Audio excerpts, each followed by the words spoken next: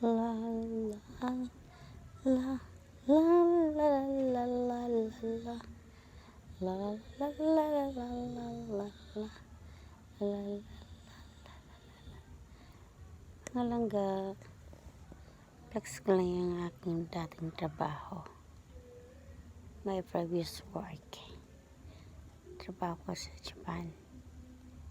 Ako isang operator sa machine. At naghuhulma kami. Nagmumolde kami ng mga parts. Kaya yun, lahat ng laman yan.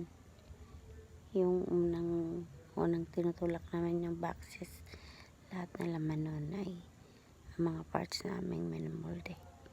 At hahako din na ng bus na yan. Yung high ace na yun ba yun? Ano ba yung sasakyan tawag na nun? Ayan.